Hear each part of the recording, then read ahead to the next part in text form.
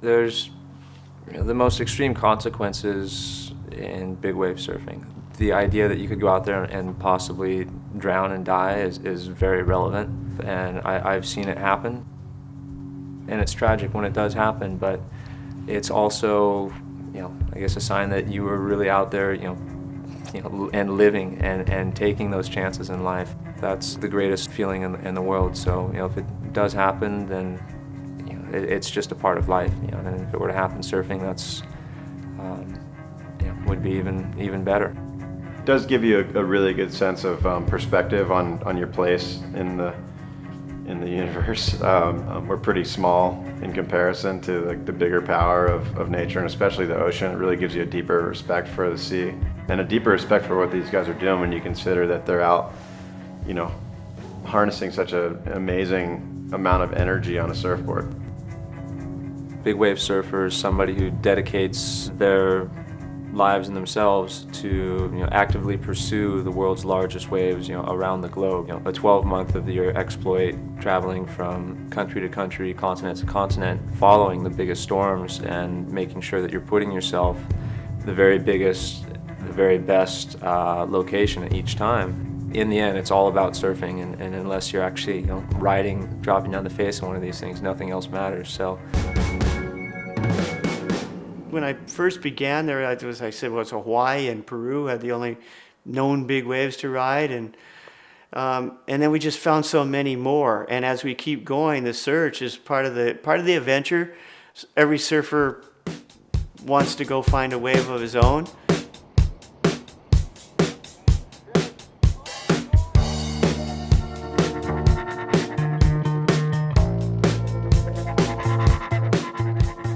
The journey and the pursuit that leads up to big wave surfing is almost equally as rewarding as the act of riding the wave itself. It can be. Anytime you go on an adventure with Greg, you're kind of getting into something pretty exciting.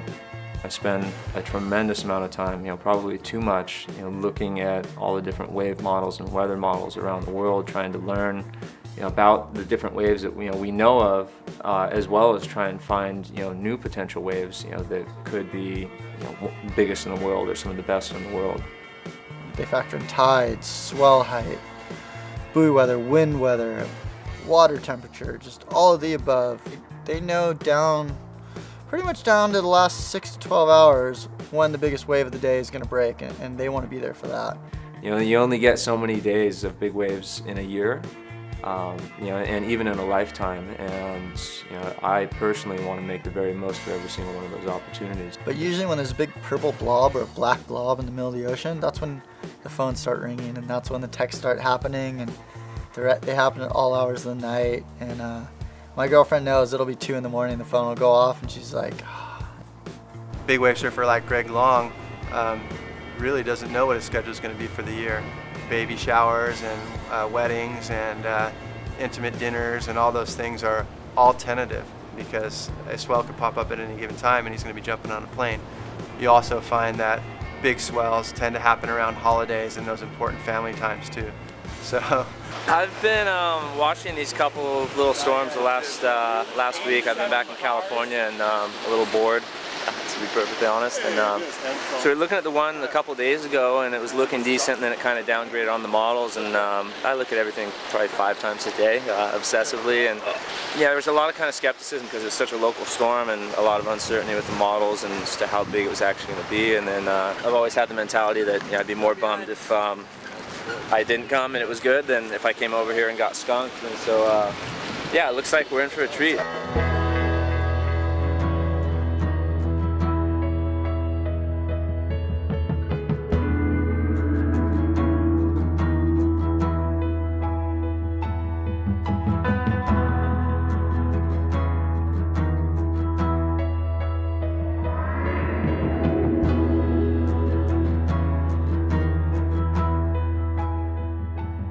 You look in a magazine, you look at 1/2000th of a second of a moment of what happened on a lifelong pursuit to get there. Let's say the photo of Greg on the yellow board in Porto. It's a sunny photo, it's a huge wave, you know, his arms are sprawled out. It's a beautiful moment.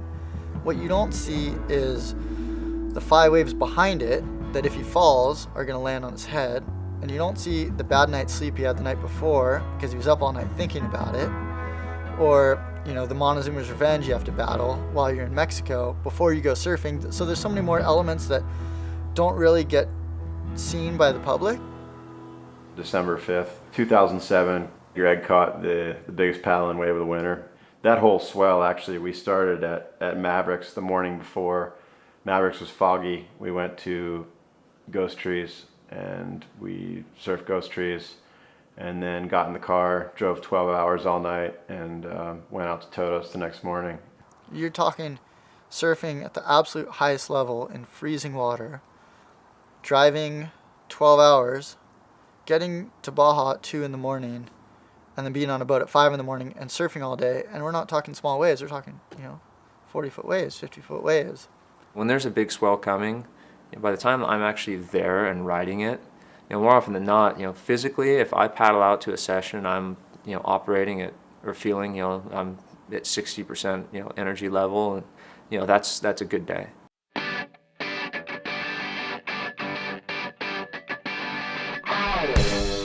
Training for me is a huge and integral part of my life, and why I can go out there and feel comfortable riding big waves. The adrenaline can keep you kind of up and going, and just obviously your own personal dedication and desire to ride big waves will is of the most importance. It'll help you get through it. Danger is a component of big wave surfing. It's a component of any kind of surfing. Anytime you're moving around in a dynamic environment, and especially when you've got an ocean that you can't really control. So it's hard to really draw the line as to say how dangerous is big wave surfing. I think that fear that goes into knowing what a wave can do to a person is what gives it that aura of concern, respect, and danger that is obvious to anyone.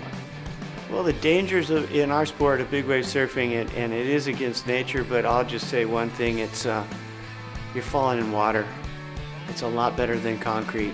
So as far as impact, I feel pretty safe. As far as holding my breath, it's more about just being able to relax, because most you probably have to hold your breath a minute, and that's humanly possible, but it's just being able to relax and realize that if you panic, you won't have that minute's worth of air. So I think it's relatively safe. What's happening is we're pushing ourselves beyond limits that probably most of us aren't prepared to do, and you have to learn your limits. My father had a tremendous influence on my life growing up, especially being a lifeguard and the understanding of the ocean, especially from a safety standpoint. There's a lot of variables in the ocean that you can't control and you'll never be able to, but there are a lot of things on land, before and during, that you can manage, these risks. Physical preparation, your equipment, your safety precautions, your intelligence and overall understanding of the ocean, the swell directions and the tides, and when you're getting to certain places in the lineup, which way the currents might be shifting and how you need to navigate through these rocks. You can be the best surfer in the world, but if you don't know how to read the ocean, you're going to be absolutely hopeless. I'm sorry. He's not one to leave things to chance. Everything's pretty calculated. We'll roll the dice here and there. If it's 50-50 on the wind being right, or if the swell's going to fill in, we always err on the side of let's go and see rather than not go and miss it. So, but within that, you can only control so much, and I think sometimes that drives Greg a little bit nuts. On so many of these missions, especially when we started going out to Cortez Banks, there was a water safety team designated ski with a rescuer on it, a lifeguard that I would recruit to come out for the day. We would have a resuscitator and defibrillator on board the boat, treating it as a true mission as opposed to just let's go surfing. Cortez is surfing's Mount Everest, basically. It's 100 miles off the coast. It's out in the middle of nowhere. There's no land around for triangulation or reference or perspective. You're basically in the middle of the ocean with 60 to 80 foot waves, 400 yards to a mile long. The playing field is huge. The reef is enormous. It's incredibly scary. Cortez Bank is basically the outermost of California's Channel Islands. It just happens to be 6 feet below the surface. at this point in geologic history, and it's about 6,000 feet of ocean depth right off of it, and that's what causes these gigantic waves to break out there in the middle of the deep blue sea. It's a spot capable of holding a bigger wave, a bigger breaking, peeling wave than any other spot yet known. There have been a few moments in my life where I have, knowingly stepped over that line and gone into this, area where, we were so far removed from, it being safe or even relatively safe that, you could sit there and outright say that it was stupid. One session in particular that's, at the forefront of my mind happened at Cortez Bank. One of the biggest storms to ever hit the west coast of the United States.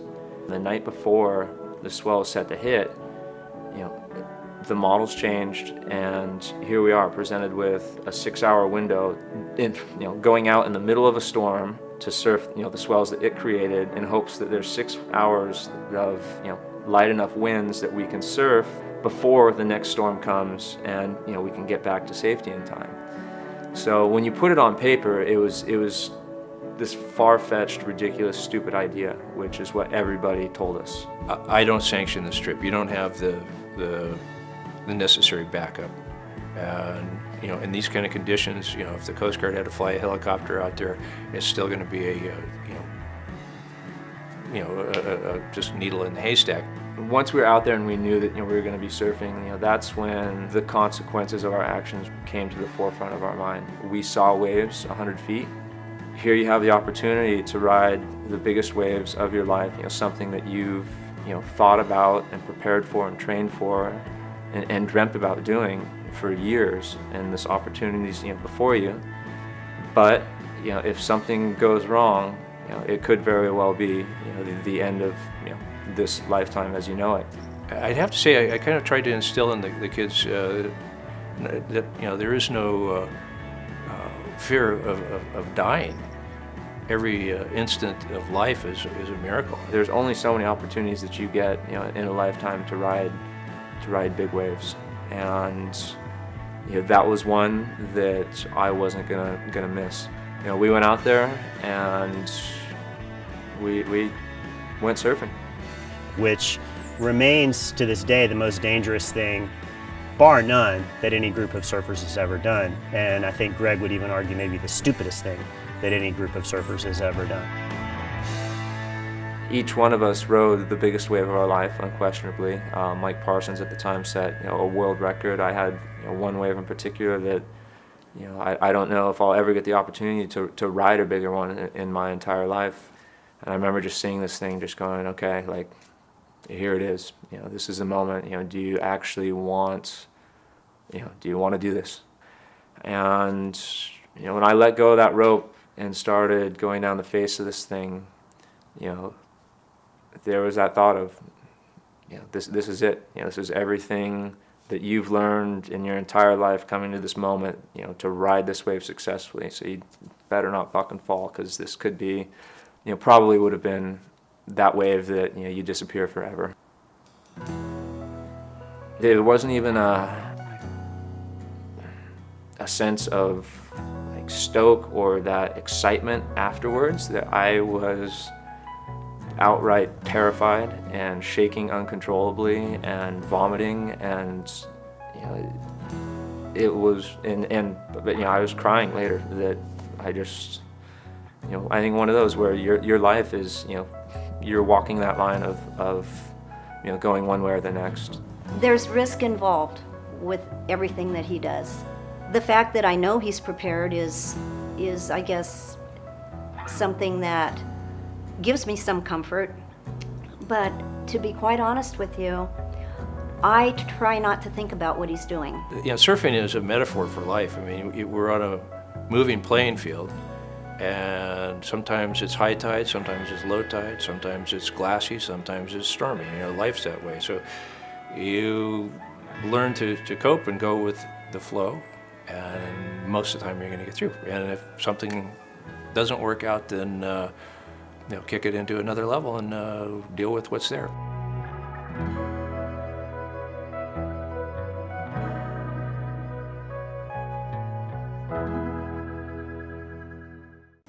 The worst wipeout experience of my life happened at Mavericks on a wave where I wasn't expecting it. It was a real long interval swell, just had a tremendous amount of energy behind it, and so a lot of the waves that were coming in weren't, catchable. So I sat out there and I waited for about an hour before I found a wave that looked good, that would give me a good entrance into it, which it did. I made the drop, made my first bottom turn, and then the whitewater overtook me. As soon as it hit me, it was like nothing I had experienced out there before. Pushed down to the bottom, bouncing along the bottom, disappear into the abyss and blow out my eardrum. You instantly lose all sense of direction. Your equilibrium's gone. And not to mention this excruciating pain of, it feels like an ice pick being, stuck into your head.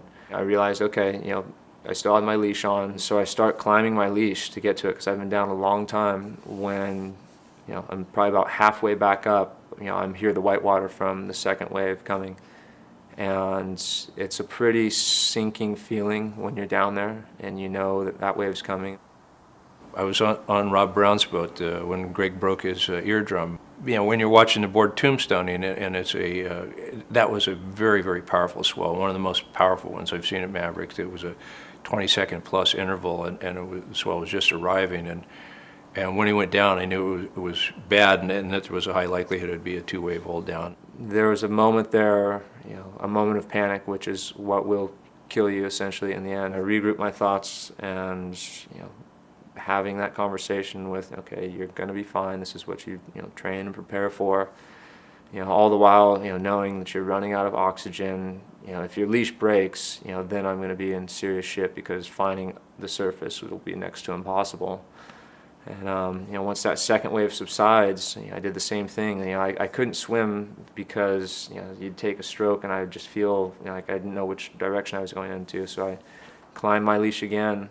And all of a sudden, the board goes flat, and he comes up, and Jeff Clark was on the ski, pulls up on the ski right next to him, and he's swimming away from the ski. And I'm like, why is he swimming away from the ski? When you blow your eardrum, your equilibrium's totally thrown off. So he was swimming away from the ski, which was actually going towards the impact zone, and Jeff had to get off the ski, grab him, throw him on the sled.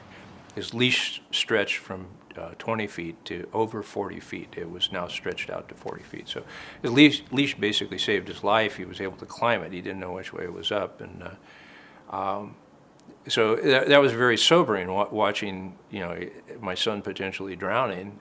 Ironically, that day at Mavericks when I nearly drowned, which was the worst wipeout of my life, my mom was supposed to come out and watch. Like as she's getting ready to get on the boat, she decides, no, I'm not going to go. And thankfully she did, because I don't think she would ever be able to sleep at night. I know that had she been there, that would have probably been a hard one for her to accept, and would still be so every single day that I go ride big waves. They try and shield me from, I think, things that have happened that are maybe more dangerous or situations that have come up. And I know that things can happen, but I can't dwell on that. I just have to know that what he's doing is something that he loves. It's as much a part of him as breathing, eating, sleeping. It can easily be seen as selfish. A lot of people do. Why are you going out there risking your life for your own personal satisfaction? You've got people who care about you. Some people have family, and surfing big waves, it just becomes part of your heart and soul and who you are. And you can sit here and argue that, okay, yeah, it might be selfish, but at the same time, if I don't do it, I'm not being me, and I'm not living the life that I know I'm meant to be here and partake in. That I would be neglecting myself, and in turn, I would never be able to be my true full truthful self and share the love and everything else with the rest of the world. So yeah, okay, I'll stop doing it, but then then what? He knows why he's out there. The competition isn't why he's doing it. He's doing it for himself. That's Greg Long. That's his passion. He catches a big wave, free surfing, during competition, in his dreams. It doesn't really matter. That's who he is, and when he can feel that, that's when he's alive, and the rest of everything else just goes out the window.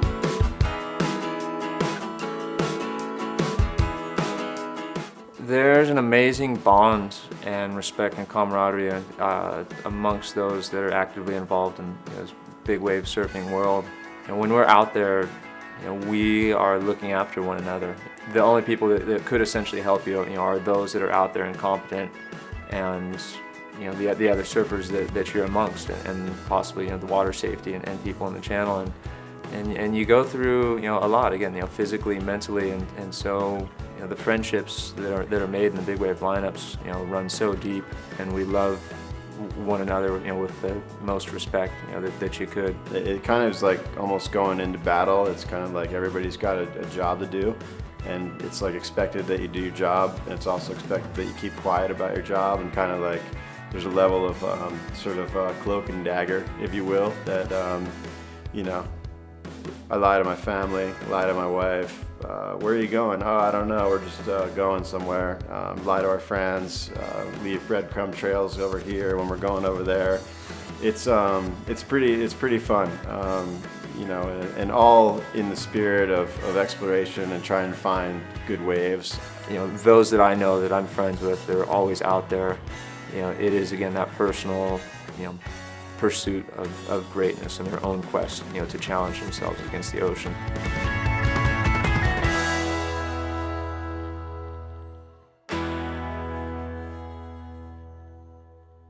He's a good kid, and I just trust that. I always tell him when I email him, the last thing I say is just be safe, and I say don't do anything crazy. So.